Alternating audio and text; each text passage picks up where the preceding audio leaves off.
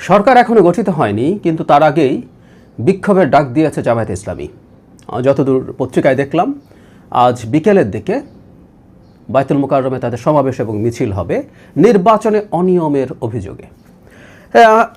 কেন জামাত এটা করছে বা তাদের 11 দলীয় জোট, সেটা একটু কারণ খোঁজার চেষ্টা করব। এর মধ্যে একটা কারণ আছে খানিকটা পলিটিক্যাল, সেটা ভালো, আমি আশা করি, অনুমান করি, বা আমার অনেকটাই কনফিডেন্ট যেটা কোনো ষড়যন্ত্রের অংশ না দেশকে ডিস্টাবিলাইজ করার। অবিশ্বাস্যভাবে জামায়াতের আমির, আমি পত্রিকায় এটাও দেখলাম যে তিনি একটা স্ট্যাটাস দিয়েছিলেন যে এখানে যে নির্বাচনে ফলাফল হয়েছে সেটাকে স্বীকৃতি দিয়ে, কিন্তু তারপর নাকি ওই পোস্ট আবার তিনি ডিলিট করে ফেলেছেন। অবশ্যই এবার তার ফেসবুক আইডি হ্যাক হয়েছে, এরকম কিছু বলেননি। তারপরে স্বীকৃতি দেয়া নিয়ে প্রশ্ন আছে। এখন প্রশ্নটা যেটা করছিলাম শুরুতে, আসলে কেন জামায়াতে ইসলামী এই কর্মসূচিটার ডাক দিয়েছে, আমি মনে করি এটা আসলে তাদের জন্য দরকারও ছিল। কিছু বক্তব্য, তারা নির্বাচনে কারচুপি হয়েছে, ইঞ্জিনিয়ারিং হয়েছে, 33টা না কয়টা কেন্দ্রে, মানে একটা সংখ্যা বললে কিন্তু ক্রেডিবল মনে হয়, তার সংখ্যাটা 33, মানে রাউন্ড ফিগার না, তাতে মনে হবে যে এটা খুবই জেনুইনলি ওয়েল রিসার্চড একটা কিছু। তো এটা তাদের আসলে দরকার ছিল, এবং এই বিক্ষোভটাও দরকার ছিল। কারণটা অনুমেয়। আমি নির্বাচনের আগে অনেকবার একটা কথা বলেছি, জিনিসগুলো মিলে গেল, তাই আবার একটু স্মরণ করিয়ে দিতে চাই। নির্বাচনে জামায়াতে ইসলামী জিতে যাবে, এই হাইপটা তৈরি করা জামায়াতের জন্য জরুরি ছিল। এটা নিয়ে আমার কোনো কনফিউশন নেই। আমিও জামায়াতকে ঠিক একই রকম পরামর্শ দিতাম। জামাত যদি 70 সিট 80 সিট পাবে এই ধরনের বডি ল্যাঙ্গুয়েজ রাখতো, তাহলে জামাত 30 40 50 সিটও পেত না, 30 সিট পেয়ে যেত, 50ও যেত বলে আমি মনে করি না। কারণ এই ভাইবটা যে উঠেছে, হাইপটা যে উঠেছে, এটার জন্য দুটো কাজ হয়েছে। একটা হলো ভোটাররা কনফিডেন্ট হয়ে, বিশেষ করে সুইং ভোটার্স, তাদেরকে ভোট দিয়েছে। আর নেতাকর্মীদের ক্ষেত্রে নিচের দিকে যারা আছেন, তারা তো আর এত বিস্তারিত জানেন না কৌশল সম্পর্কে, তারা এটা বিশ্বাস করেছেন এবং প্রাণবাজি করে, জানবাজি করে তারা ক্যাম্পেইন করেছেন, খেয়ে না খেয়ে ক্যাম্পেইন করেছেন। তার রেজাল্ট এভাবে তারা পেতে পেরেছেন।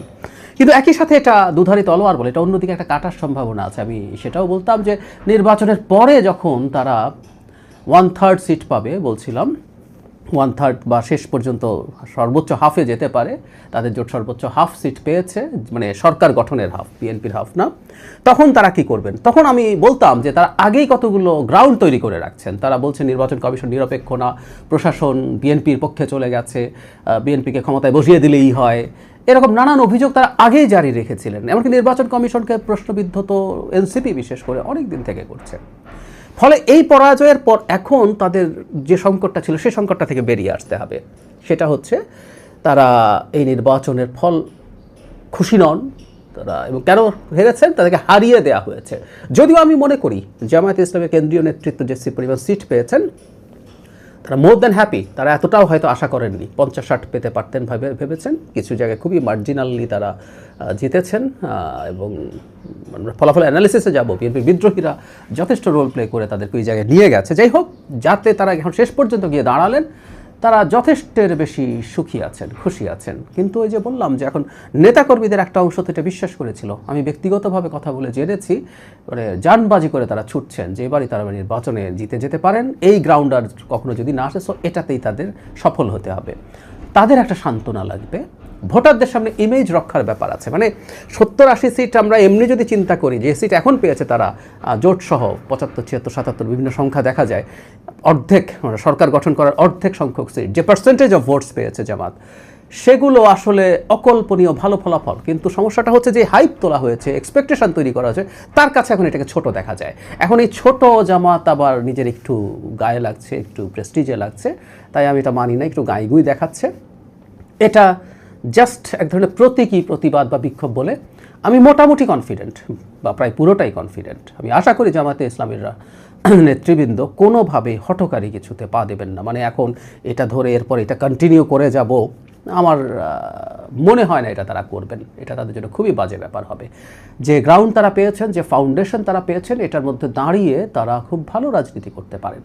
তার রাজনীতিকে যারা জামায়াতের এই আইডেন্টিটি পলিটিক্সের বিরুদ্ধে আছে, বা ভণ্ডামোর পলিটিক্স, ওনারা ট্রুলি আইডেন্টিটি পলিটিক্সও করেন না, ওনারা এক ধরনের ভণ্ডামো করেন, মুনাফিকি করেন, সেটার বিরুদ্ধে যারা আছে তারাও রাজনৈতিকভাবে সেটা ফাইট করার চেষ্টা করবে। সুতরাং এইটা নিয়ে তারা হঠকারি করবে, হঠকারি তারা চালিয়ে যাবে, কন্টিনিউ করবে তাদের বিক্ষোভ ইত্যাদি ইত্যাদি, আমি এটা আসলে কোনোভাবেই মনে করি না। সুতরাং এটা নিয়ে খুব বেশি টেন্সড হওয়ার কিছু নাই। জামাতের এই ধরনের একটা বিক্ষোভ করার দরকার ছিল। আরও কয়েকদিন বক্তব্য আসবে, পার্লামেন্টে তারা যাবেন, তো পার্লামেন্টে তারা অংশগ্রহণ করবেন, ভালোভাবেই পারফর্ম করবেন এবং সেখানেও তারা নির্বাচন নিয়ে প্রশ্ন তুলবেন। কোথায় কোন সিলেক্টটা বাইরে পড়েছে, কোথায় কোনখানে এজেন্ট পাওয়ার সিগনেচার ছাড়া গেছে, মানে এত মাইক্রো ইস্যুতে তারা কথাবার্তা বলছেন, সেগুলো বলে যাবেন। আর এমনি আমরা একটা কথা বলি, নির্বাচনী ব্যবস্থায় কোনো না কোনো সমস্যা যদি হয়, প্রসিডিউরালি তারা নির্বাচন কমিশন এবং ফাইনালি কোর্টে গিয়ে তারা এগুলো সুরাহা করতে চাইতেই পারেন। এই অধিকার তাদের আছে, কারণ আমরা মনে করি বাংলাদেশের নির্বাচনী ব্যবস্থা যতটা সম্ভব ত্রুটিমুক্ত করে ফেলা দরকার সেটা করুক। এর বেশি কিছু করবে তারা পার্লামেন্টেও বলবেন। বেশ কিছুদিন এই কথা বলে বলে তাদের তো এক ধরনের ন্যারেটিভ উৎপাদনের কারখানা আছে, সেটা আছে এবং সেটাকে অ্যাস্টাবলিশ করার মতো যথেষ্ট সাপোর্ট সোশ্যাল মিডিয়াতে আছে, সেগুলো তারা চালিয়ে যাবেন। এটা রাজনীতির অংশ। আমি সত্যিই বিশ্বাস করি জামাত ইসলামী স্টুপিড কিছু করবে না। এত